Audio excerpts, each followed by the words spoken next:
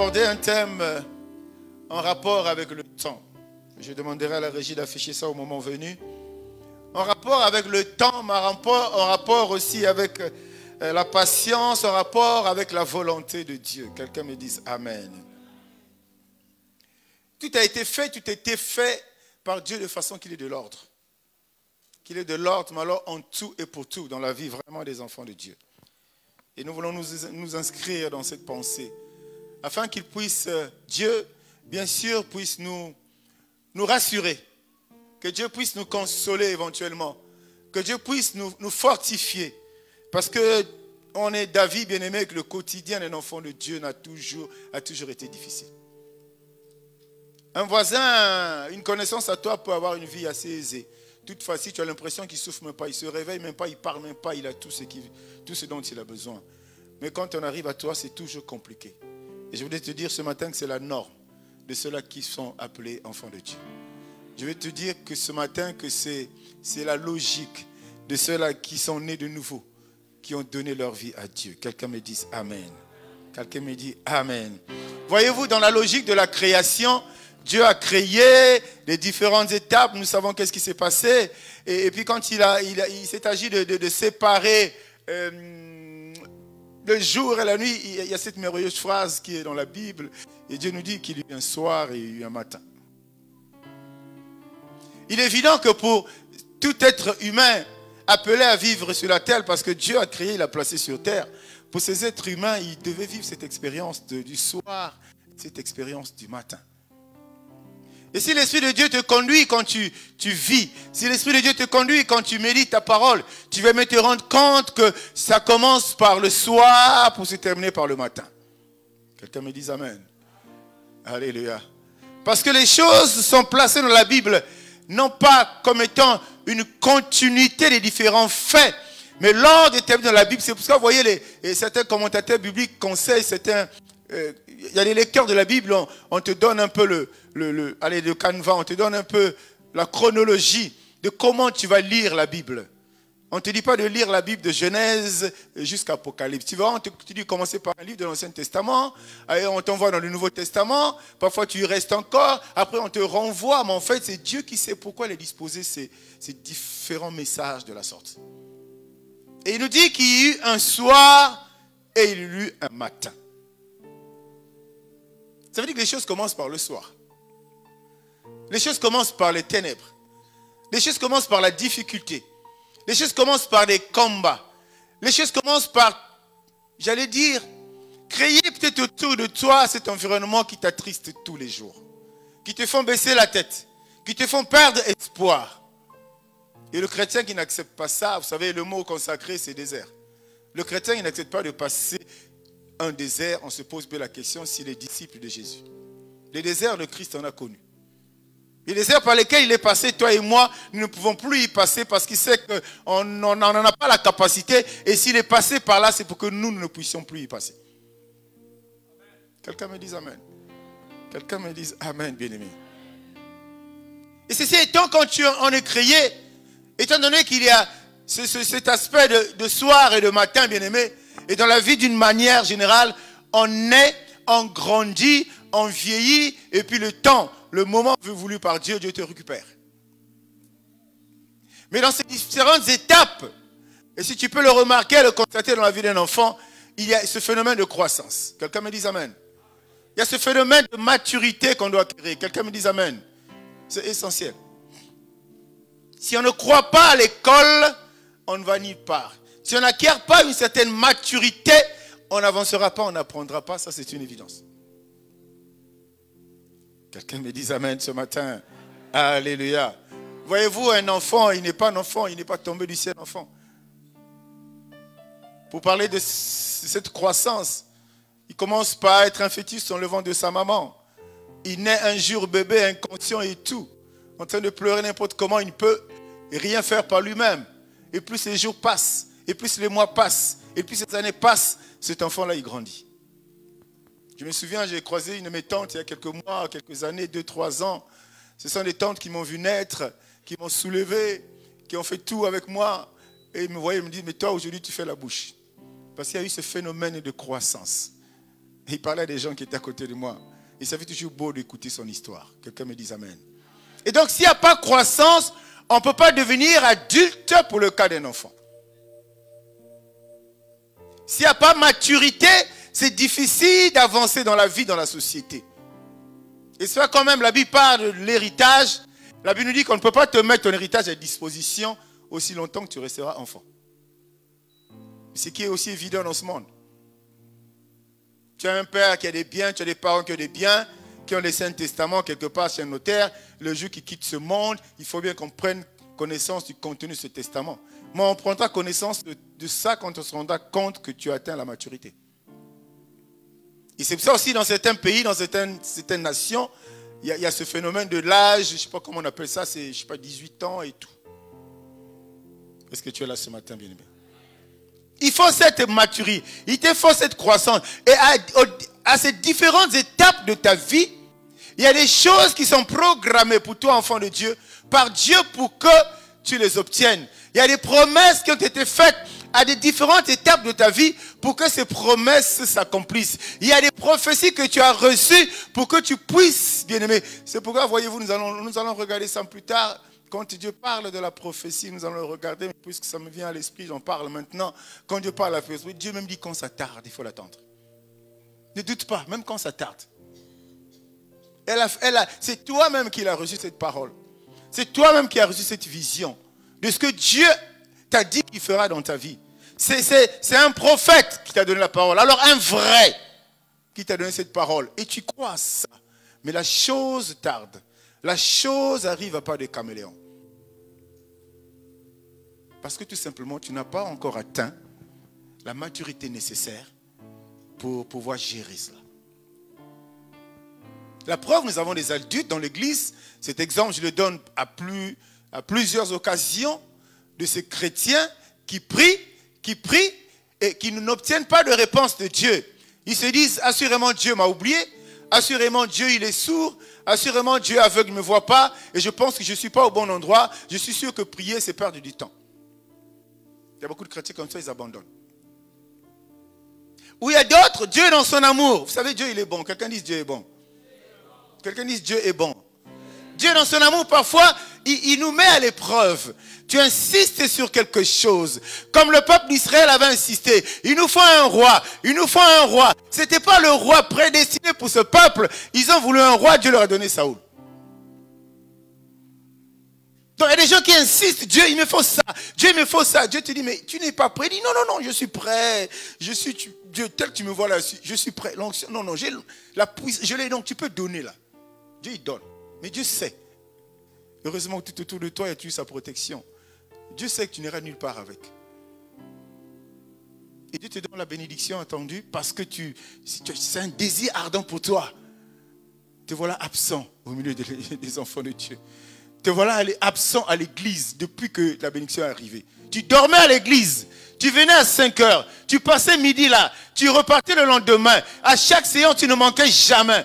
Que Dieu t'ouvre la porte pour ça. Parce que tu insistes alors que Dieu sait que tu n'es pas prêt. Il te donne. Et Dieu ne sera pas surpris que tu t'en ailles finalement. C'est là où nous rencontrons ce langage. Ah, il y a trop de travail, pasteur. Je suis vraiment très occupé ces derniers temps. Et Dieu s'en souviendra. Je l'aime parce que lui, de la même manière que moi je l'aime, lui, Dieu, il t'aime beaucoup. Il a un projet pour toi. Mais il va te récupérer vite fait. Il veut juste te montrer que tu ne peux pas orienter ta vie. Tu ne peux pas asseoir ta foi. Tu ne peux pas aimer Dieu à cause de ce qu'il doit te donner. À cause du matériel que tu attends de lui. C'est pour ça que venir à l'église, ce n'est pas un acquis du ciel. Venir à l'église, il faut que derrière ta présence dans une assemblée de Dieu, il faut que ta présence soit suivie d'une croissance, mais beaucoup plus d'une maturité. Il faut que tu sois affermi. Si tu n'es pas affermi, tu perds du temps. Je répète et je pèse mes mots, tu perds du temps dans une église. Parce que ta conclusion sera l'église avant que Dieu n'est pas là-bas. Mais aussi longtemps que tu ne changeras pas, tu ne vas pas veiller sur toi. Tu partiras d'église en église et tu auras le même langage et tu ne verras rien de ce que Dieu a promis à ses enfants. Quelqu'un me dit amen. Et Dieu peut te récupérer vite fait. Hein? Cette bénédiction que tu as là, c'est lui qui te l'a donnée. Il peut la récupérer. Il peut la récupérer en un clin. C'est fini. Et c'est en ce moment-là que tu reviens, abattu, cabossé complètement. Là, Dieu te dit, tu as vu? Et tu disais que tu n'étais pas prêt. Mais toi, tu as tenu. Seigneur, il faut que j'épouse ce monsieur. Seigneur, il faut que j'épouse cette sœur. Mais tu n'es pas prêt. Ou la personne vers qui tu t'orientes n'est pas prête. Laisse le temps faire. Aie d'abord une certaine maturité. Apprends d'abord. Qu'est-ce que c'est cette affaire de mari? Apprends d'abord. Affermis-toi. De façon à ce que quand Dieu va ouvrir cette porte-là, que rien ne te surprendra. Quelqu'un me dise Amen, bien-aimé. Et donc j'ai dit que nous aborderons un thème où on parlera de la notion de temps. Effectivement de croissance, mais aussi de la volonté de Dieu. C'est pourquoi j'allais dire, en face de cette notion de temps, vous allez rencontrer plusieurs catégories, s'il faut dire comme ça, de personnes, ou mieux de chrétiens. Plusieurs catégories de personnes, bien-aimées. Il y a ceux qui sont enfants de Dieu, ils ont donné leur vie à Christ, mais ils sont très lents dans leur marche. Alléluia. Il y a un coup, ça peut être mauvais, cette lenteur. Mais un coup, ça peut être bon. Mais là, je vois le côté négatif du fait que tu marches lentement avec Dieu. Tu marches lentement avec Dieu parce qu'il y a des endroits où tu imposes un peu ta volonté à Dieu. Alors que Dieu veut te conduire dans un certain rythme. Dans cette catégorie de personnes-là, très très lent. Alors que tu peux aller au rythme que Dieu te donne. Et ça, on en trouve dans les églises. Et ça, on constate ça quand on voit la vie des enfants de Dieu. Il y a une catégorie des enfants de Dieu qui sont pressés, mais alors très pressés. Alors ça, ce n'est pas la peine de nous appesantir dessus, tu le sais. Pressés d'avoir tout. Pressés de recevoir tout. Pressés de vivre tout au même instant. Bien aimé, je suis d'accord avec toi. Et ça, c'est le souhait, le vœu de tout le monde. Personne ne peut se détourner de ça. Tout le monde, on le souhaite quand on vient à Christ. Mais voyez-vous, quand le peuple d'Israël sort d'Égypte, vous regardez dans l'Exode, Dieu pouvait emprunter une ligne droite. La Bible parle de la voie des Philistins, le chemin des Philistins. C'était une ligne droite pour aller à Canaan. Mais Dieu a eu une pensée, il s'est dit, mais si je vais rapidement, je les amène là où je suis. Évidemment, les premiers jours, ils auront des problèmes d'adaptation et tout, mais ils vont facilement reconnaître le chemin. Ils peuvent se souvenir rapidement de leur concombre, puisqu'ils ont rappelé ça à Moïse, et peuvent revenir ici en Égypte. Et Dieu a contourné. Bien aimé, 430 ans d'esclavagisme, ce n'est pas petit, comme on dit. Et ce qui a fait que ce peuple a passé 40 ans là-bas en train de errer. Dieu a brouillé les pistes. Parce que Dieu sait qu'au milieu des enfants de Dieu, il y a la rébellion. Moïse en a expérimenté. L'a expérimenté. Au milieu de Dieu, il y a des meneurs de désordre. Et Moïse a vécu cela. Et donc, il leur a fait passer beaucoup de temps dans le désert pour finalement les amener à Canaan. Évidemment que dans cette marche, beaucoup ont acquis une maturité. Beaucoup ont grandi. Ce sont ceux-là qui sont arrivés. Quelqu'un me dit Amen. Dieu te prend à un point de départ avec un certain potentiel, avec certaines capacités, bien aimé. Mais si tu t'accroches à lui, tu ne peux pas être 5 ans après la même personne. Parce que tu auras écouté une parole. Et qui est appelé, qui normalement doit te changer, doit te transformer, doit essayer de restaurer la vie. Dis-moi Amen, bien-aimé. Donc, et ceux-là qui sont pressés. C'est-à-dire, moi, il me faut aller vite. Moi, il me faut aller vite. Non. Un enfant de Dieu ne marche pas selon lui. Il est enfant, mais de Dieu. Il doit marcher, pas selon lui, mais il doit marcher selon Dieu. Alléluia. Beaucoup perdent du temps. C'est pour ça qu'il dit, quand tu viens à l'église, si tu ne cherches pas à connaître ton identité, si tu ne cherches pas à connaître qui est Dieu, bien aimé, tu perds du temps. Tu perds du temps. Parce que tu n'apprendras rien, donc tu ne changeras pas. Parce que ce que tu viens apprendre à l'église, c'est ce qui rentre dedans de toi, parce que la transformation, elle est d'abord intérieure. Et ceux-là, à l'église, ils perdent du temps. Ceux-là ne peuvent pas grandir. Ceux-là ne peuvent pas être matures. C'est pourquoi même dans l'église, tu peux avoir un petit groupe de gens, des frères et des sœurs, ils ne sont pas en train de parler du mal, mais ils sont en train de s'apitoyer sur le sort d'un bien-aimé ou d'une bien-aimée à l'église qui est assez âgé, mais qui manque de maturité. Mais papa est-tel aussi vraiment, maman est-elle vraiment. Tu entends ce qu'il dit là? tu entends ce qu'elle dit là. Ça veut dire que c'est comme si la parole n'est jamais passée. Et ça, c'est du vécu. J'allais dire, c'est ce qu'on vit couramment. La personne te parle avec un langage limpide, avec un français propre. Mais le contenu est creux. Et on décèle ce manque de maturité. On ne peut pas atteindre le but pour lequel Dieu nous a appelés sur la terre. Sors de cette logique, bien-aimé. Dis-moi amen, bien-aimé. Et il y a d'autres qui se sont abandonnés. J'allais dire qui ont abandonné. Qui se sont arrêtés. Usés par le temps. Usés par les problèmes. Ils avaient assurément donné un délai à Dieu. La chose n'est jamais arrivée. Ils se sont arrêtés. Ou alors ils ont totalement abandonné. Bien aimé, c'était possible. Hein? Dieu reste Dieu. Hein? Dieu pouvait trouver une formule de façon que nous naissions tous, dès que tu nais, tu as 20 ans. Il en était capable. Hein? Il aurait trouvé peut-être une autre voie pour que cela se fasse. Mais Dieu a voulu que l'être vienne, commence embryon, petit, très petit bébé, petit, je ne sais pas, enfant, je ne sais pas, adolescent, tout ce que vous connaissez qui exprime la procédure que Dieu a mise en place pour qu'on devienne adulte. Mais autant on doit devenir adulte humainement, autant on doit le devenir spirituellement. Alléluia. On doit le devenir spirituellement, sinon c'est compliqué, bien-aimé. Mais enfin aussi on trouve dans cette catégorie, en parlant de la notion de temps, des hommes, des femmes, des jeunes qui marchent en fonction du temps de Dieu. On en trouve aussi. Dis-moi amen. Dis-moi amen. Dis-moi amen. Allez, acclame pour toi-même. Acclame.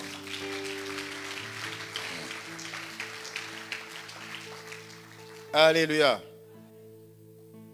On va quand même lire le verset. On va en avoir un seul aujourd'hui, sur lequel nous allons nous appuyer. Un seul. Philippiens 1, 6. Nous le lirons dans deux versions. En premier, la version Louis II. Et nous lirons ensuite la version Parole de vie. Philippiens 1, 6. Je suis persuadé que celui qui a commencé en vous cette bonne œuvre, quelqu'un dise bonne œuvre, la rendra parfaite pour le jour de Jésus-Christ. Amen. Je vais lire la version Parole de vie. Je suis sûr d'une chose. Vous savez, il y a des mots français persuadés là. Bon. Mais là, la Bible dit, je suis sûr d'une chose. Dieu qui a commencé en vous un si bon travail va le continuer jusqu'au bout. Jusqu'au jour où le Christ Jésus viendra.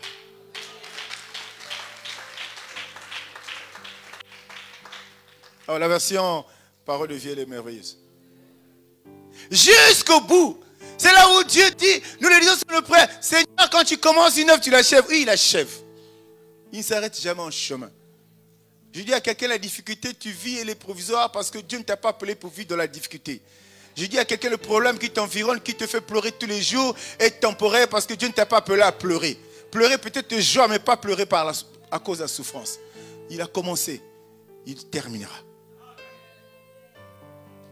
Il a commencé, c'est un si bon travail. Un si bon travail. Ça veut dire que chaque jour qui passe, Dieu travaille dans ta vie. Et c'est progressif. Dieu n'a pas voulu apparaître comme un magicien. Dieu dit qu'il faut faire que tout le monde vienne sur terre déjà 20 ans. C'est ça ce que les gens font de l'autre côté. Tu ne comprends pas ce qui se passe, pouf, mallette d'argent. Tu ne comprends pas ce qui se passe, pouf, solution. Tu comprends ce qui se passe, c'est toujours des effets éclairs, tac. Mais non, Dieu veut nous amener à comprendre certains phénomènes, déjà. Aidé par l'Esprit de Dieu, il veut nous amener à comprendre certains phénomènes, bien-aimés. Donc là, on parle de travail. Donc chaque jour qui passe, j'ai dit tantôt, Dieu travaille dans ta vie. Mais il travaille en fonction de l'état de cette terre qui symbolise et qui représente ta vie. s'il se rend compte le terrain rocailleux, parce que toi-même tu veux qu'il soit rocailleux, Dieu va avoir ses bras croisés en train de te regarder. Si tu penses que le sol commence à se fertiliser, effectivement, Dieu va en être heureux et se rendre compte qu'il est temps qu'il ait quand même de la moisson. Parce que la parole que tu reçois, c'est une forme de semence en toi. Quelqu'un me dit amen. Et nous sommes appelés à comprendre ça, bien-aimés. Nous sommes appelés à appréhender cela, à comprendre et à graver ça en nous. Sinon, la vie chrétienne risque d'être comparée à quelque chose de mystique. Dieu n'est pas un mystique. Notre Dieu n'est pas un mystique. Notre Dieu, c'est un mystérieux. Dis-moi amen, bien-aimé. Parce qu'il y a des mots qui font peur même quand tu les prononces. Notre Dieu, c'est un Dieu de mystère. C'est-à-dire des choses que l'homme qu'il a créé, lui, ne peut pas faire. Mystique, mystique. C'est même rentrer dans le langage courant. Garde mystique. C'est même rentrer. C'est-à-dire que le mot n'est pas bon, il n'est pas propre. Il y a un domaine dans lequel, il y a un environnement dans lequel il doit être utilisé. Mais notre Dieu, c'est un Dieu de mystère. C'est un Dieu des œuvres extraordinaires. Quelqu'un me dit amen. Acclame pour Jésus. Et dans le fait, et dans le travail que Dieu fait dans nos vies, bien-aimés, il y a un processus. Il y a un processus. Mais nous nous opposons au processus que Dieu a mis en place. Nous refusons à la limite. Et ce processus que moi je peux allez, peut-être diviser en 3 grandes parties. Il y a une phase de préparation. Mais tu ne réussis rien si à la base tu n'as pas préparé. Tu n'avances pas si tu ne t'es pas préparé. Tu ne réussis pas à franchir un cap. Tu ne réussis pas à satisfaire un examen si à la base tu ne t'es pas préparé. Et Dieu nous prépare. La préparation qui vient du ciel de Dieu, elle est permanente. Déjà, le fait qu'on écoute sa parole chaque jour, c'est une phase de préparation. Quelqu'un me dit amen. Mais il ne nous prépare pas au-delà, en dehors de sa parole. Il ne nous prépare pas en dehors de sa parole, bien-aimé. C'est une phase de préparation. Ça veut dire qu'avec Dieu, il y a un point de départ. Tu vivais comme tu voulais, mais dès l'instant que tu es venu à lui, tu as donné ta vie, tu as dit, Seigneur, me voici. Tu as fait la prière du salut, tu l'as accepté, tu as ouvert les portes de ta vie, bien-aimé. C'est un nouveau départ. C'est pourquoi même il y a certains thèmes développés dans les églises où on vous parle de nouveau départ. Ce nouveau départ suppose que les choses anciennes sont abandonnées. Un nouveau départ est attaché de nouvelles choses. À un nouveau départ est attaché une nouvelle identité. À un nouveau départ est attaché une nouvelle manière de vivre et de faire. C'est un nouveau départ. Donc le Dieu qui nous rassemble, nous enseigne, et dans cette notion de temps, il y a cette première phase. Il faut préparer les gens. N'est-ce pas qu'il a préparé David?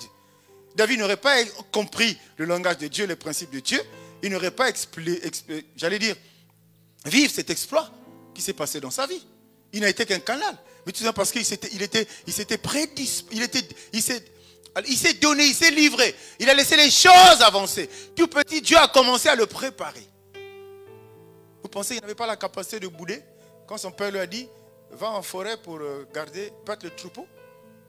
Mais il pouvait devenir un petit coulouna, il pouvait se dire un petit enfant de la rue. Il dit non, ça je ne fais pas. En plus, je suis petit, il y a des aînés qui sont là dans ma famille. Il ne les appelle pas eux, et c'est à moi. Il pouvait dire à papa, oui, je vais dans la forêt, après... Papa avait vérifié quelques jours après, il n'y a aucune brebis qui a disparu parce qu'il n'y a pas un berger pour surveiller. Est-ce que quelqu'un me suit? Est-ce que quelqu'un me suit? Il a été préparé. Mais une préparation dure. Dieu parfois nous prépare, mais dans des conditions difficiles. Tu écoutes une parole qui vient du ciel, mais qui est dure, qui fracasse ton cœur. Ça t'amène même à douter, à bouder même. Mais tu oublies que cette parole-là, elle est nécessaire pour toi parce que tu es dans une phase de préparation. Marchons selon Dieu et non selon nous-mêmes. Faisons la volonté de Dieu et non la volonté des hommes. Non, même pas des hommes et non la nôtre. Parce que là, on parle là de toi, on parle là de moi. Dis-moi amen, bien-aimé. Pendant que tu es en train d'être préparé, tu es en train d'avancer avec Dieu, bien-aimé. Mais je peux te rassurer que les choses ne vont pas que s'améliorer pendant que tu es en train d'avancer. Et pourtant, tu avances. Dans ta vie chrétienne, tu avances. Mais les choses peuvent aussi aller en s'empirant. Quelqu'un comprend ça? Quelqu'un me suit? Et c'est pendant cette période où parfois la difficulté apparaît et qui te surprend un peu. C'est cette période que moi j'appelle un peu la période d'attente. Il y a une période d'attente.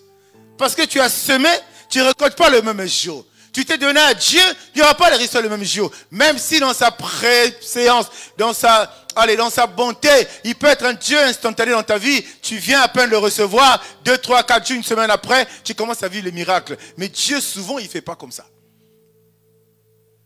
Si Dieu le fait comme ça, c'est ta destinée. C'était prévu que ça se passe comme ça. Il y a un temps de préparation, bien-aimé. Il y a un temps de l'attente.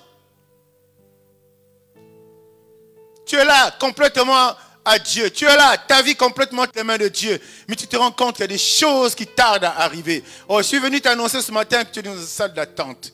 Quand tu es dans un secrétariat, dans une administration, tu es dans une salle d'attente, ça dure longtemps, ça ne veut pas dire que tu ne seras pas reçu. Le temps arrivera où le patron de cette boîte te recevra. Et je dis à quelqu'un ce matin, Christ qui t'appelait, il est prêt à te recevoir. Ça dure un peu, attends simplement. Tu es dans la salle d'attente parce que tu as traversé la première étape de la préparation. Il t'a préparé, tu as été discipliné, tu as été obéissant. Il veut maintenant que tu montes un cap, tu montes une marche supérieure, que tu sois reçu. Ça dure un peu, attends. Parce que celui qui te dit d'attendre là, il est le maître des temps et des circonstances. C'est pour ça qu'il dit, mieux vaut un jour chez lui que 1000 ailleurs. Ça veut dire que la notion de temps n'existe pas. Elle existe par rapport à toi. C'est toi qui penses que la durée existe. Avec Dieu, la notion de temps n'existe pas. Quelqu'un me suit? Ça n'existe pas. Quelque chose que tu attends pour... Tu dis, ça c'est des histoires dans 5 ans. Mais l'obiako bonsango. C'est des histoires. Maintenant, là, je ne suis pas sûr. Je vais quand même continuer à prier. Mais comme tu as complètement mis ton cœur dedans, ta vie dedans, Dieu y voit. C'est pour ça qu'on nous parle, il sonde les cœurs. Il ne sonde pas nos têtes. Dis-moi amen, bien-aimé. Il sonde nos cœurs. Il connaît. Même tout ce que tu peux nous montrer à l'extérieur, là, Dieu sait si c'est en parfaite harmonie avec ce qu'il y a dans ton cœur. Dieu le sait. Et c'est quand c'est comme ça. Oh, j'aime bien dire quand c'est aligné, quand j'en parle, c'est beaucoup dit, mais quand les planètes sont alignées, Dieu se lève. Inexorablement, inévitablement, il se lève. Et il vient pour te faire du bien. Il vient pour te faire du bien. Et nous sommes appelés à contempler la bonté de Dieu, à admirer la bonté de Dieu tous les jours, bien-aimés. Ah, autant, on peut t'amener à se poser la question, mais est-ce que Dieu est dans le mal que je vis? Moi, je te ramène la notion de temps. Il est mal pour toi. Le mal est mal pour toi, il n'est pas pour Dieu. Parce que quand Dieu veut t'aiguiser là, il faut que tu sentes la douleur. Et tu trouveras que c'est mal. Tu trouveras que c'est difficile. Mais pour Dieu, c'est un chemin qu'il utilise pour que toi, tu sois changé. Pour que toi, tu sois affermi. Pour que toi, tu sois transformé. Pour que quand tu passes, les gens se posent des questions sur toi. Les gens ne te reconnaissent pas. Peut-être pas uniquement physiquement. Mais quand on voit les actes que tu poses, quand on voit tes œuvres, les gens vont se poser la question, mais qu'est-ce qui s'est passé dans ta vie? Tu es dans la salle d'attente, reste là. Ne désarme pas. Ne baisse pas les bras. Quelqu'un me dit amen. Quelqu'un me dit amen. Il y a la troisième phase. On a commencé par l'affermissement. Il y a l'attente. La troisième phase, dans des actions de Dieu, dans le temps, bien-aimé, il y a l'accomplissement. Effectivement, quand il commence, quand il termine. Là, on peut commencer, il va s'arrêter en chemin. Et ça, c'est à la mode. C'est dans notre quotidien, ça ne nous surprend même plus. Mais Dieu ne s'arrête jamais, bien-aimé. Aucune force dans la capacité de Dieu, quand Dieu a décidé de mettre en branle le plan qu'il a prévu pour toi. Aucune puissance de ténèbres soit-elle, aucun sorcier, aucune loi de malédiction, d'où qu'elle vienne, ne peut arrêter le plan de Dieu, le projet de Dieu pour toi. Rien. Donc quand il a commencé, il va achever. Si Dieu, qui a commencé avec toi, il t'a préparé, tu as été patient, parce que tu as attendu pendant longtemps, tu es resté dans la salle d'attente, bien-aimé, ce Dieu-là accomplira sa volonté dans ta vie. Il accomplira sa volonté dans ta vie. Que le monde le veuille ou non. Non. Dis-moi amen, bien-aimé. Dis-moi amen. Les promesses de Dieu, là, c'est pour ça qu'il faut les accepter. Maintenant, après, il faut coller ça à ta foi.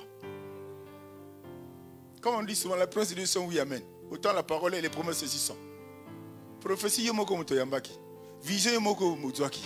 Mais tu doutes de ça. Il y a un problème. Si c'était le passé, passé de vie, rester là tous les jours, il raconte des histoires, il fait des prophéties là-bas, ça ne s'accomplit jamais. Non. C'est toi-même. Dieu a parlé à toi. Et d'une manière insistante, au point d'enlever le doute en toi. Tu es convaincu que c'est Dieu. Mais attends la chose.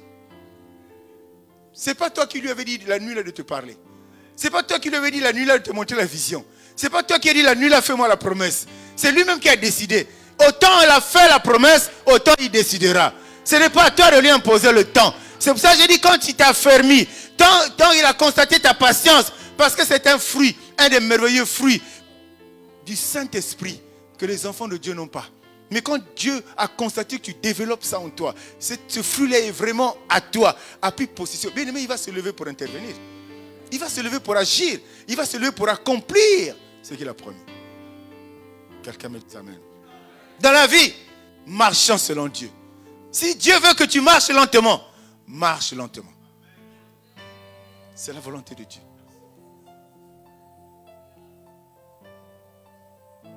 Le thème qu'on est en train de développer là, faisons le plein de la bouteille avec des gouttes d'eau. Faisons le plein de la bouteille avec des gouttes d'eau. Alléluia. Quelqu'un comprend ça? Et quand c'est dans la volonté de Dieu, ça se fera en fonction du rythme de Dieu. Mais la finalité, c'est que cette bouteille-là se remplira. Elle se remplira. Avec des gouttes d'eau, elle se remplira. Parce que si Dieu te dit que pour tel problème, va avec des gouttes d'eau, c'est parce que Dieu ne veut pas que tu perdes une partie de cette eau-là. Elle est précieuse pour toi. Elle est précieuse dans ta vie. Elle va t'être utile. Et Dieu veut te dire, prends, fais attention, va doucement en remplissant cette bouteille-là. C'est pourquoi je parle de processus. Il y a un processus, bien-aimé. La Bible dit, le monde ne nous enseigne-t-il pas? Oh, le monde nous enseigne beaucoup.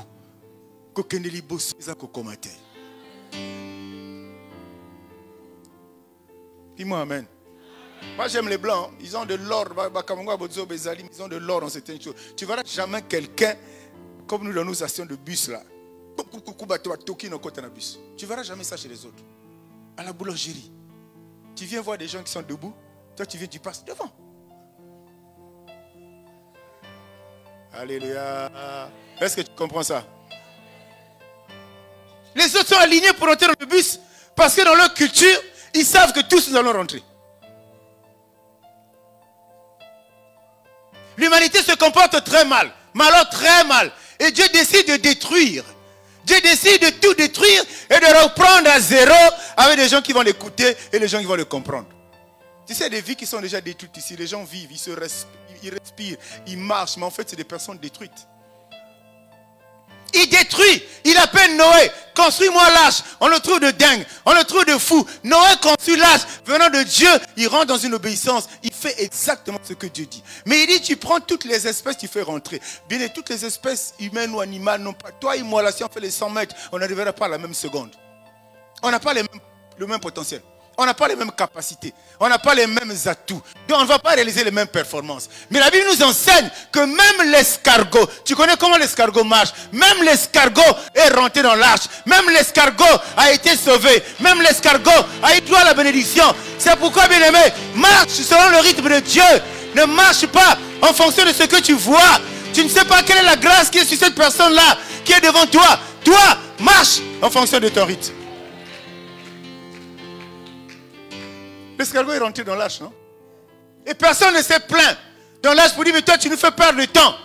On allait fermer déjà la porte. Il n'avait même pas le pouvoir de fermer la porte. Si tu lis la Bible, ce n'est pas Noé qui a fermé la porte. Parce que Dieu ne pouvait pas fermer la porte tant que l'escargot ne serait pas rentré, n'était pas rentré.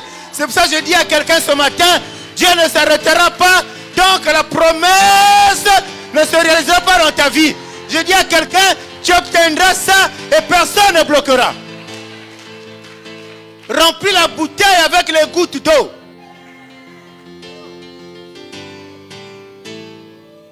Dis-moi amen. Quelqu'un dit Dieu est bon. Et quand on le comprend, il est bon. Quand on le comprend, il est très bon. Biloko boyoza na suna posa prophétie. Hein? Tu n'as pas besoin de ça. Parce que c'est la vraie prophétie qui est en train de fracasser ton corps tous les jours. La parole que tu reçois, elle est en train d'être ancrée dans ton corps. La parole que tu reçois, elle est en train de te changer. Elle est en train de te pousser vers la décision. La parole que tu reçois. Mais qu'est-ce que tu cherches? Olukanini? Qu'est-ce que tu cherches? Quelqu'un dit ça va se savoir. Ça va se savoir. Acclame pour le Seigneur.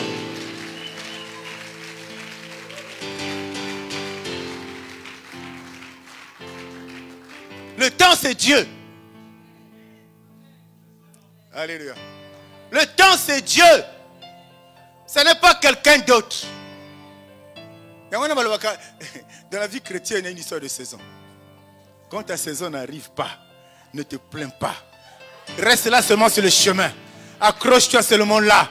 Quand elle n'arrive pas, ne t'accroche pas. Les autres passent. Ne te plains pas. Parce que tu es convaincu de ta complicité avec Dieu. De ton intimité avec Dieu. Le temps que tu es en train d'attendre, tu es en train de mettre des gouttes d'eau. Il y a des gouttes d'eau qui rentrent dans la bouteille. Les gens ne voient pas ça. Ils seront surpris que cette bouteille finira par se remplir. Est-ce qu'on est ensemble ce matin? Est-ce qu'on est ensemble ce matin? C'est pourquoi la Bible nous dit attention, nous sommes dans ce monde, mais évitons de nous conformer à ce monde.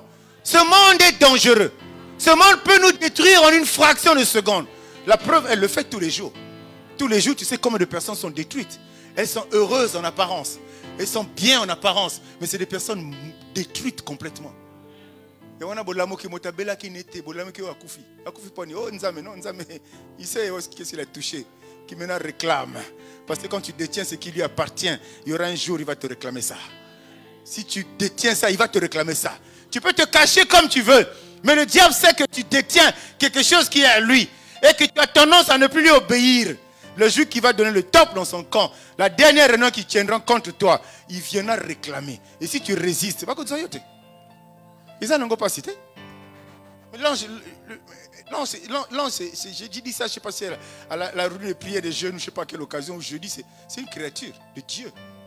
Quand on l'a précipité, voilà qui pouvoir n'a été. Si on lui avait dépouillé de ses pouvoirs, il n'allait pas menacer la progéniture de la femme. Mais c'est parce qu'il sait qui il est.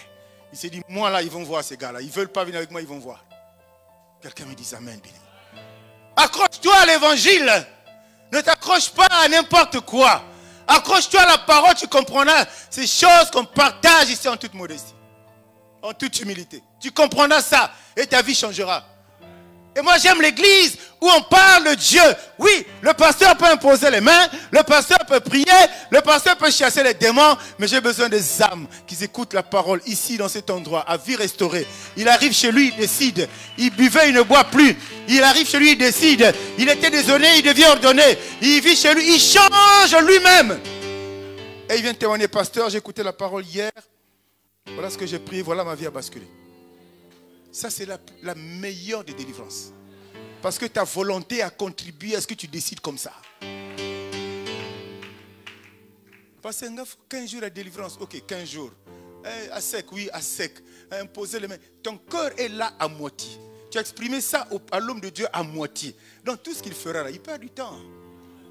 Eric me disait toujours, papa, au nom de Jésus, parce qu'effectivement la personne n'est pas disposée. La personne n'a pas donné son cœur. Parce que Dieu ne nous impose rien. Dieu fait ce que toi tu voudras.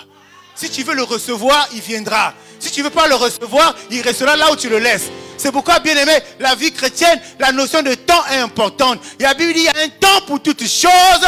Aujourd'hui, tu souffres, demain la souffrance va disparaître. Aujourd'hui, tu es humilié, demain tu vas relever la tête. Aujourd'hui, tu es dans le chômage, demain tu vas t'élever. Aujourd'hui, la disette, c'est ton quotidien, mais tu prospéreras. Parce que le Dieu en qui tu crois, il s'appelle Jéhovah Jireh. C'est lui qui pourvoit. Alors qu'Abraham est sur Morisha, il ne s'attendait pas à ce que, au moment où il était prêt à sacrifier son enfant, il ne s'attendait pas à ce qu'il y ait une brebis à côté. Un agneau à côté. Il ne savait pas. Mais nous avons la capacité de comprendre ça, bien-aimé.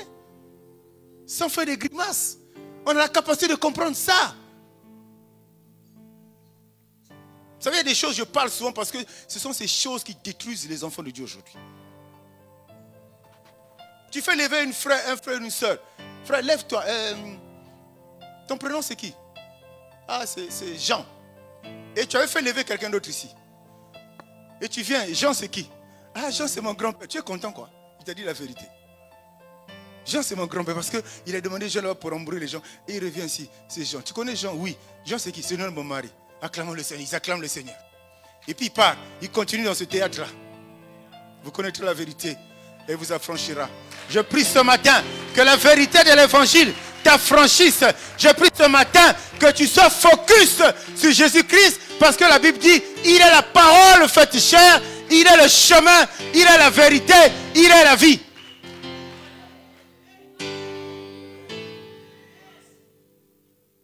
Voyez-vous, nous avons un homme de Dieu, un homme de Dieu merveilleux qui vient là pour une évangélisation. Vous suivez les médias, vous suivez les hommes de Dieu qui prêchent. Il y a des radios, il y a des chaînes, des Facebook. Regardez les prophéties de l'apôtre Mohamed Sanogo. Je parle à quelqu'un ce matin? Oui, j'en parle. Je sais qu'on est en direct, j'en parle. Pour que toi tu s'enseignes. Regardez ce qu'il déclare lui. Sans tambour, ni trompette. Il déclare et ça arrive. Il déclare, ce n'est pas des histoires Il parle du lendemain. Il parle de ce qui va arriver demain. Ce que Dieu lui révèle qui va arriver. Il a dit, il y a un pays en Afrique de l'Ouest, il y aura ça, tu te vivre en haut. Et chaque année, c'est comme ça. Frère, tu es non? Dieu a soufflé en toi pour te donner l'intelligence. C'est pas pour que tu sois comme un mouton qu'on tire à gauche, on tire à droite, on tire devant. Et toi, tu es là parce que tu as béni la bénédiction. La Bible dit, la bénédiction, elle vient de Dieu et elle ne se fait suivre d'aucun chagrin. La bénédiction qui vient des hommes, tu vas souffrir parce que je suis convaincu que derrière, tu auras un prix à payer. Remplis ta bouteille avec des gouttes d'eau. Mais vous voyez, l'orifice de la bouteille, ce n'est pas grand. Donc, si tu veux remplir ça en une seconde, aucun soit seau. Tu vas prendre un seau avec beaucoup d'eau. Je vais dire, je vais verser ça pour que ça remplisse vite. Tu n'auras même pas le 10e d'eau dans la bouteille. Parce que tu vas renverser avec force, ça va boucher en fait, tu n'auras plus rien. Prends le temps. Parce que Dieu veut que tu prennes le temps. Non seulement d'écouter la parole, mais prends le temps de vivre l'expérience de Dieu. Prends le temps, prends le temps, prends le temps, prends le temps, bien-aimé. Ça me fait mal quand je vois certains enfants de Dieu. C'est pour ça parfois moi je suis bizarre. Hein? Moi je ne suis pas un pasteur, je ne sais pas comment dire.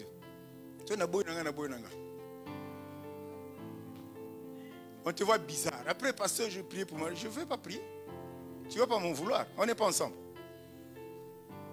Tu viens faire le nombre à l'église mais on n'est pas ensemble. Ça je sais.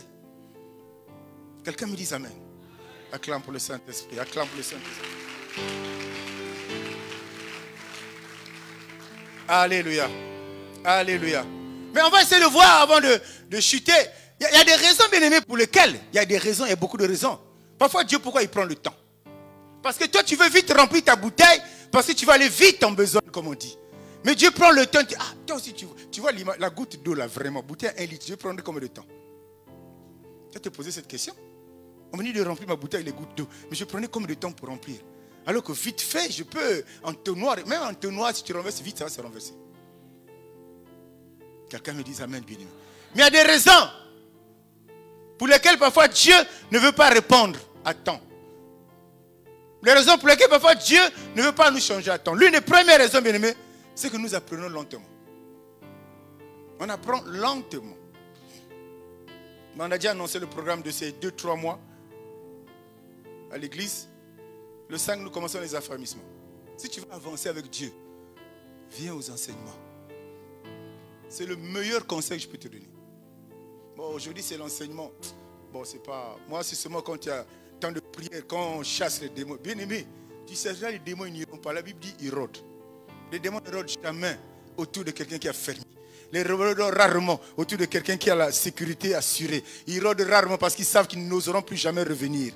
Mais si tu n'attends que les prières de combat, sans que donnant là-bas, que ton corps soit constitué, soit comparé à un roc bien-aimé. Ils vont continuer à te gérer. Viens écouter la parole. Enseigne, fais-toi enseigner. Et c'est ça qui va te rendre grand à l'intérieur. C'est ça qui va te rendre puissant à l'intérieur. Donc l'une des premières raisons, bien aimés, pour lesquelles nous pensons que le temps passe, nous pensons que Dieu est en retard, c'est que nous apprenons lentement. On choisit, c'est comme un élève. Nous, on était au collège, on avait un ami et moi, là, bon, un frère. Quand les gens nous voient, on pense qu'on est des frères, on est même père, même mère, on se ressemble tellement. On était au collège, mais bien aimé, tout le monde fouillait le cours d'anglais. Lui, il restait tout seul. Lui, Yaba, il s'appelle. Certains le connaissent. Il aimait l'école comme pas possible. Frère, mais t'es quoi en Angleterre? Mais l'anglais nous a rattrapés. Hein. Lui, il était toujours là. Toute la classe était contre lui. Et ceux qui sont adolescents à l'époque, le collège Jamar paraissait très haut. Donc vous descendez la colline là. Il dit que finir la montagne. Le gars, il était là. Parce qu'on ne voulait pas apprendre. Quelqu'un me dit amen.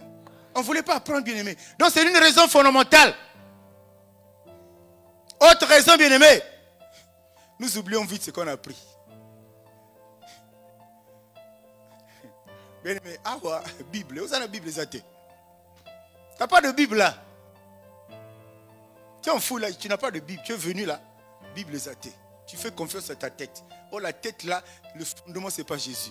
Le don dans tes pensées, le fondement, ce n'est pas Christ, c'est autre chose. Mais c'est que tu vas rentrer là. C'est pour ça que quand je dis ça vaut rien, ceux qui vont tenir à Carrefour, à passer la tenue, ah c'était bon. Mais c'est quoi? Ah c'était bon. Mais c'était bon là, ah, ça veut dire que d'ici au Carrefour, tu as oublié. Comment tu peux mettre en pratique quelque chose que tu as oublié? Je parle à quelqu'un? Je parle à quelqu'un. Comment tu peux mettre en pratique quelque chose que tu n'as plus en toi? Parce que le terrain n'est pas préparé à ça. C'est une des raisons.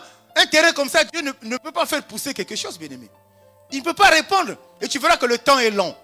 L'attente est longue. Je suis au secrétariat, tout le monde rentre, ils sortent même. Parfois le chef en question est libre là-bas, mais la secrétaire, elle n'est pas contre toi. Tu n'es pas préparé pour être reçu par le boss. Tu n'es pas préparé. Parce que tu vas rentrer là-bas, tu ne sais même pas qu'est-ce que tu vas lui dire. C'est pour ça nos prières envers Dieu, c'est ça. Tu pries, tu ne sais pas ce que tu veux dire à Dieu. Tu demandes le pain, tu demandes le manioc, tu demandes la sauce, tu demandes les habits, tu demandes les marins, tu demandes les enfants, tu demandes les voitures. Dieu te dit, tu veux quoi? Tu veux quoi? Il ne peut pas te recevoir. L'attente est longue. Comprends ça et repars à la base. Affermis-toi. Repars à la base, affermis-toi. On oublie facilement, bien-aimé. Troisième raison pour laquelle Dieu ne peut pas impacter ta vie rapidement. Il laisse le temps passer. C'est que tu ne reconnais même pas. Comment j'ai noté ça? Tu refuses de regarder la vérité en face. Tu la refuses. Moussa, c'est comme ça. Ça va être comme ça. Tu as des faits devant toi qui peuvent t'enseigner. Parce que Dieu nous dit qu'il nous parle tantôt d'une manière, tantôt d'une autre. Dieu nous dit aussi, tout à l'heure, je l'ai répété, le monde nous enseigne. Bien aimé, dans le monde, pour un enfant de Dieu, on a beaucoup d'enseignements dans le monde. Je vous jure, on a beaucoup d'enseignements. Tu vois des phénomènes, tu vois des faits, tu vois des êtres humains. Il y a beaucoup d'enseignements que Dieu peut te donner. Mais la vérité en face, même de ta propre vie là, tu ne la reconnais pas. Je ne suis pas là-bas. Tu n'es pas là-bas, mais cette vérité est collée à ta peau. Elle est collée à ta vie. Et tu veux que Dieu intervienne, il laisse le temps pour que tu reviennes à lui. Pour que tu apprennes à nouveau. Et pour que tu repartes. La notion de temps perdu n'existera pas. Parce que tu es revenu à lui, il t'a façonné. Et lui, il sait combien de temps durera. Oh, cette période de disette. Combien de temps durera ce célibat. Combien de temps durera ce chômage. Dieu seul sait. Le plus important, c'est que tu es revenu à lui. Dis-moi amen, bien-aimé. Quatrième raison pour laquelle tout paraît long. On veut remplir la bouteille vite fait en 2 secondes. Alléluia. Alléluia. Le changement est toujours douloureux. On refuse de changer. On refuse de sortir de son confort. On refuse de laisser certaines choses. On refuse de laisser certaines habitudes. Parce que ça va te... non mais ça va me changer, ça va totalement bouleverser ma vie. Mais c'est Dieu qui t'incite. Ta vie, tu penses être bouleversée là. Ce bouleversement-là va tirer des choses merveilleuses dans ta vie. Mais tu ne veux pas. Tu ne veux pas changer. Mais ce n'est pas avec des chicottes que l'homme de Dieu va te changer.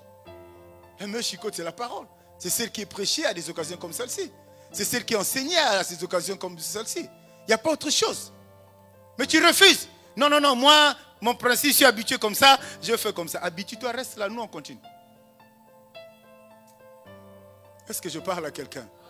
Il y a des moments, il faut que tu abandonnes certaines choses, que tu abandonnes certains colis. Bien aimé, l'image de cette maman, c'est une anecdote, je suis sûr que ça n'a pas été comme ça, je ne sais pas si ça a été vrai, mais qu'on croise, elle revient des champs avec son truc sur la tête, elle monte dans la voiture, mais elle a encore ses trucs sur la tête. Tu es comme ça. Mais elle a changé d'environnement. Elle pouvait se décharger. Mais nous, on veut aller avec Dieu tel que nous sommes et avec ce que nous avons. Le temps de Dieu, ça va être très long pour toi. Parce que aussi longtemps que tu comprends bien aimé, ceux qui ont compris Dieu, et quand ils voient la manifestation de la main de Dieu, c'est des gens qui rentrent dans une joie incroyable. Mais parce que quelque part, il avait d'abord commencé par comprendre. S'il avait compris, parce qu'il avait commencé par écouter. Il avait commencé à écouter quoi? Écouter la parole de Dieu. Et quand c'est rentré en lui, le phénomène est arrivé, il voit les résultats, il dit waouh, Dieu est tellement bon. Oh, quelqu'un dise waouh. Quelqu'un dise encore waouh. Ça, c'est l'une des raisons. Change, bien-aimé. Il y a des habitudes qui sont des freins pour ta maturité, ta marche chrétienne. Il y a un environnement qui est hostile à ce que toi tu avances. Ça, c'est un problème. Hein? Il y a un environnement qui est hostile pour que Dieu se manifeste dans ta vie. Aussi longtemps que tu resteras là. Moi, je ne suis pas en train de te dire, sors de là où tu es. Quitte cet environnement-là. Je suis en train de te dire, de demander à Dieu, est-ce que l'endroit où je suis là, c'est un endroit idéal. Élie, pour remporter la victoire devant les Baals et les Astartés, bien-aimés, il a changé d'endroit. Aussi longtemps qu'il serait resté là, il allait remporter la victoire. Il a sagement, intelligemment déplacé ses adversaires. Il les a amenés sur un terrain favorable. C'est là où il a remporté la victoire. Donc tu ne peux pas remporter les victoires à des endroits où Dieu ne t'attend pas. Beaucoup d'enfants de Dieu.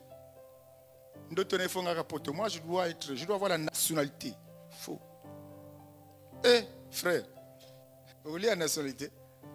Il y a des gens qui ont la nationalité, qui galèrent 1000 fois plus que toi qui es pauvre ici. Ils sont là-bas, va les voir. Il faut demander ce. Bien aimé, il y a des terres de bénédiction. Il y a des endroits de bénédiction. Oh, je suis venu te dire ce matin qu'il y a des églises de bénédiction. Il y a des endroits là où tu dois être pour que Dieu te bénisse parce qu'il t'attend là, pas ailleurs.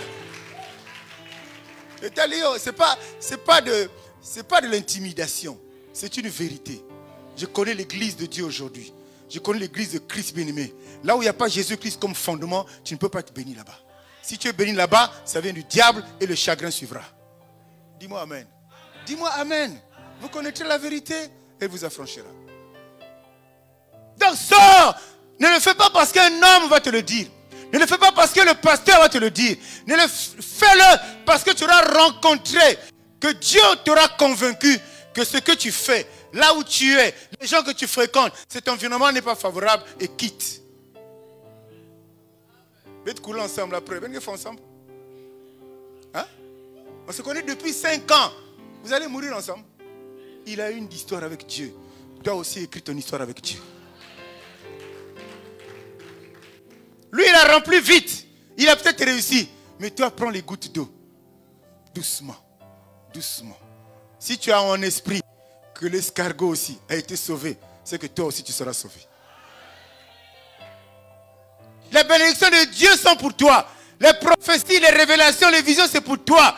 De ton vivant, pas après ta mort. De ton vivant, pas après ta mort. Ne rêve pas. Souffrant ici, nous serons bien au ciel. Les athées. Caviar et zana lolate. Soso zana lolate. Badjaguar et zana lolate. Si tu veux vivre ça, Dieu t'a promis le bien ici. Tu dois vivre ça ici. Quand tu meurs, il y a 2 choses. Ou tu es avec lui, tu vas rejoindre les autres dans la gloire, dans l'adoration. Ou tu vas de l'autre côté, chez l'homme riche. C'est ça la vérité, bien-aimé. Il n'y a pas d'alternative. Ne rêve pas. Parce qu'il y a un évangile que tu as reçu, que j'ai reçu en disant, bon, sois pauvre ici, quand tu seras riche. En fait, sois pauvre ici. Tu dois combattre la pauvreté avant que Dieu ne t'enlève. Quand tu vas le rejoindre dans les cieux, toutes les personnes de tribulation passeront. Tout ça passera. Les 7 années passeront. Et quand ils reviendront dans sa gloire, c'est là où tu vas vivre, tu vas rencontrer. Bien. Bien. On doute de ça parce qu'on aime voir avant de croire. C'est ça les histoires de l'Ancien Testament de l'Apocalypse, les chrétiens, le couteau, ça va faire comme... Jésus reviendra. Il ne revient pas encore à cause de toi, il attend que tu t'affermisses. Il ne revient pas à cause de toi parce que tu es encore loin de lui. Et comme il ne veut pas de ta mort, il veut que toi tu sois sauvé. C'est pour ça qu'il attend encore. Mais ce n'est pas moi qui décide. C'est juste une parole d'encouragement que je t'adresse. Mais c'est lui qui décidera. Il peut venir ce soir. Il peut venir maintenant pendant qu'on est là.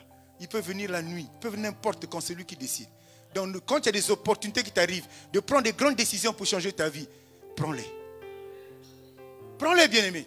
Ça ne dépend pas d'un homme, ni de ton mari, ni de ta femme, ton oncle, ton père, de ton maître, de qui. Non, ça ne dépend pas, ça dépend de toi. Parce que ce qu'on récolte, c'est ce qu'on a sémé. Les bonnes décisions produiront les bonnes œuvres. Acclame pour Jésus, bien-aimé. Dans le changement, les habitudes, il faut changer. Et retiens que Dieu n'agira pas parce que tu auras dit Dieu agit, il agira. Non.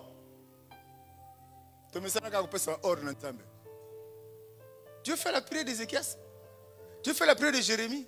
Mais il faut que tu sois comme Jérémie. Il faut que tu sois comme Ézéchias pour donner ce genre d'ordre à Dieu. C'était des gens qui étaient taillés à la mesure de Dieu. Donc ce qui disait à Dieu là, le papa il disait non, moi non, il a raison, il faut que j'intervienne. Mais toi si tu fais ce genre de truc là, Ézéchias qui a changé la décision de Dieu et ça ne peut pas nous faire réfléchir. Il est allé où?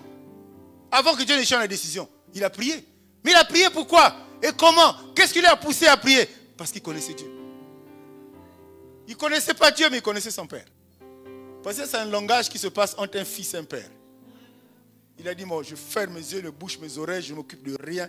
Il veut que je meure, j'ai fait quoi? Même s'il m'a reproché, il ne peut pas me punir par la mort, ce n'est pas possible. Prière! À côté de instantanément. Oh Dieu, bien-aimé, retiens les choses. Il n'y a pas des choses mécaniques dans le royaume de Dieu. Il n'y a pas des choses, on doit toujours faire comme ça. C'est toujours comme ça. C'est jeûne, délivrant. Non, non. Il y a des choses, bien-aimé. Tu peux bouffer ton foufou maintenant. Les minutes qui suivent là, Dieu intervient dans ta vie. Il ne faut pas que ça soit mécanique. Il faut que ça soit inspiré par Dieu.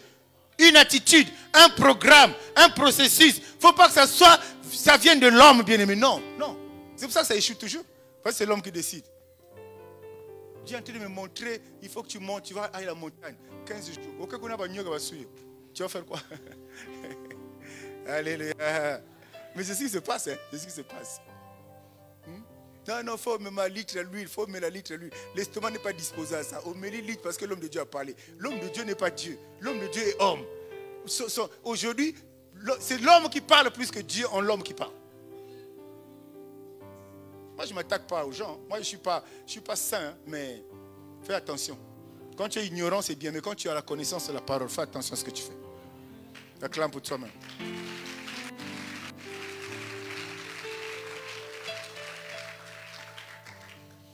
Dieu aussi ne peut pas agir parce que, bien aimé, on n'est pas patient.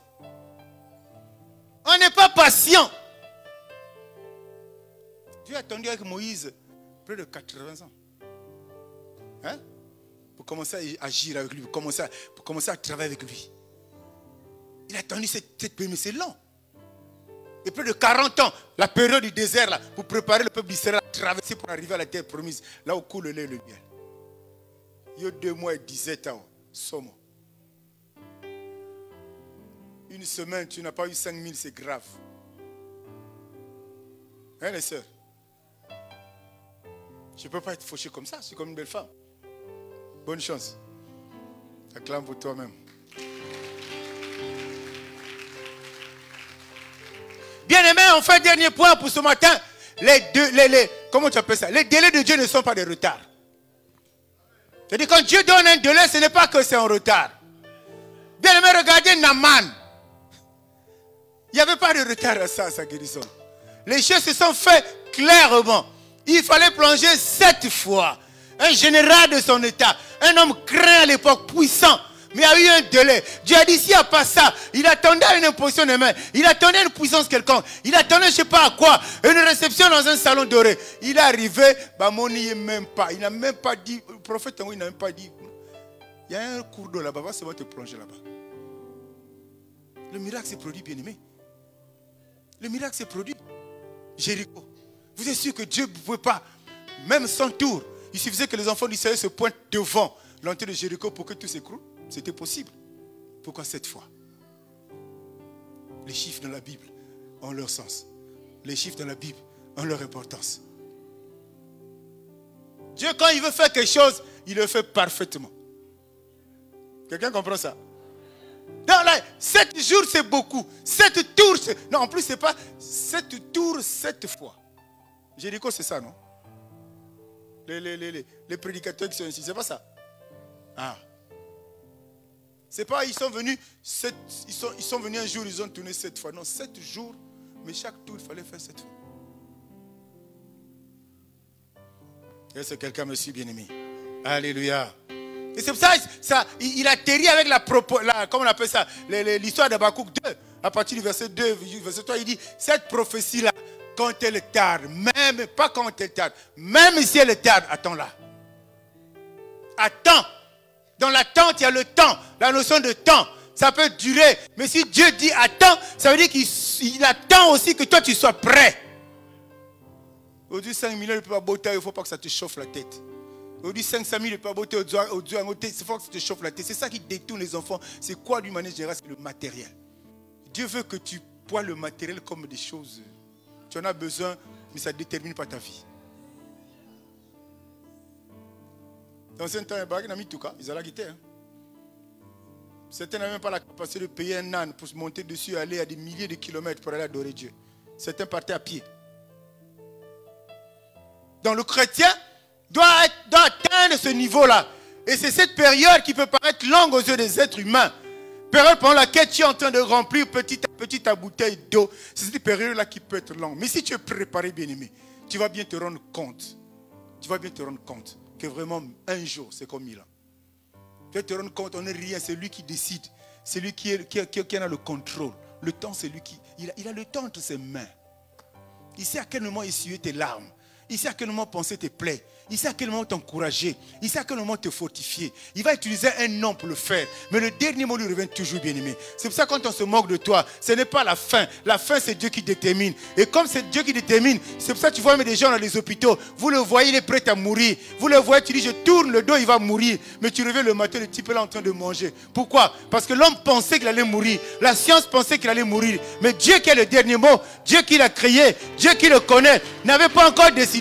Donc personne ne peut arrêter ta vie. Ne peut arrêter. Bien aimé, tu acclames, c'est bien. Mais il faut comprendre. Certains sont emportés par la sorcellerie parce qu'ils croient à la sorcellerie. La foi là, c'est grave. Hein? On est conscient, ça existe. Mais il ne faut pas dire, il faut changer, il faut sortir de ton langage. Oui, non, il faut croire à la sorcellerie existe. Non. Si tu dis ça, tu vas développer une foi qui est en rapport avec la sorcellerie. Parce que tu crois en la sorcellerie. Le langage là, je ne l'utilise pas. Parce qu'il y a des choses qu'on dit là, nous-mêmes on se connaît sans se rendre compte. Moi, je sais que ça existe. Point. Et comme ça existe, c'est opposé aux affaires du royaume. Mais je dois me lever, pas seul, avec Dieu, pour faire face. Avec Dieu. Qui es-tu pour braver les sorciers? Qui es-tu pour braver l'ange dessus? Qui es-tu? Quand tu ne comprends pas ça, je vais combattre. Tu vas mourir pour toi, cadeau, une fois. Une fois. Alléluia. Alléluia. Donc Dieu dit, la prophétie, là, il faut attendre. On fait quelques leçons à tirer, bien-aimés. On t'apprend de Dieu, ne reste pas là assis en train de ne rien faire. Ne restons pas là en train de ne rien faire. Parce que Dieu a commencé par travailler. Si tu veux arriver, il faut que tu travailles. Peu importe le temps. Il y a des gens qui ont fait des études avec une certaine durée, qui ont commencé à travailler des bons postes. Il y a des gens, pour avoir un bon poste, il faut de longues périodes. Donc, ça dépend des prédispositions de chacun. Ça dépend de l'histoire que chacun a avec Dieu. Ça ne dépend pas de nous, bien-aimés. Il faut éviter d'être là, les bras croisés, en train de contempler. Non. La Bible dit, tu vas manger à la sueur de ton front. Pitouma et Kozala. Ah, je suis chrétien avec, je claque seulement le doigt comme ça arrive. Mais ce n'est pas tous les chrétiens qui claquent les doigts. Dieu doit se rassurer. Le doigt qui se claque là, est-ce que c'est mon gars? Si ce n'est pas mon gars, tu n'auras rien. Ou claquer, tu vas lemba. Amen, amen, amen. C'est ça. Et Dieu donne avec facilité à ses enfants. C'est des gens, tu le vois pleurer. Tu comprends pourquoi il pleure. Il pleure parce que ce qu'il est en train de vivre avec Dieu est lié. Il ne souffre même pas, mais il reçoit. Il ne souffre même pas, il reçoit. Il ne prie même pas, mais Dieu donne. Il n'a même pas demandé, mais Dieu répond. Il dit, mais qu'est-ce que c'est? Si tu regardes en arrière, la personne a battu un travail. Si tu regardes en arrière, la personne s'est accrochée à Dieu. La personne a été enseignée. Prédication et cocotéa. Prédication peut te faire du bien. Mais l'enseignement, c'est ça qui a fait asseoir ta foi. L'enseignement là. C'est pour ça que je dis à des écoles bibliques qui sont là, il y en a des très sérieuses, il faut aller apprendre. Les hommes de Dieu du Congo là, ils sont en train de m'écouter, je n'ai rien contre eux. Eux, ils ont le Saint-Esprit, ils n'ont plus rien à apprendre. C'est pour ça eux qui passent au Théo Lalipongi. C'est sérieux ce que je vous dis, j'en connais. Je ne critique pas, mais je dis la vérité. Comment tu ne peux pas apprendre? Tu vas avancer comment? Le Saint-Esprit va te révéler des choses. C'est comme un élève qui n'a pas étudié. Hein? Il va aller en classe, 2 feuilles d'exercice de maths et l'examen. Il n'a pas préparé son année. Vous êtes sûr qu'il va réussir? Soyons sérieux. Vous êtes sûr qu'il va réussir? Non, il ne va pas réussir. J'ai le Saint-Esprit. Mais le Saint-Esprit ne vient pas t'imposer des choses. Le Saint-Esprit travaille en fonction de ce que tu as. Le dépôt qu'il est en toi, le Saint-Esprit vient travailler dessus. Il vient aiguiser ça. Il vient améliorer ça. Mais tu n'as rien, tu dis que le Saint-Esprit...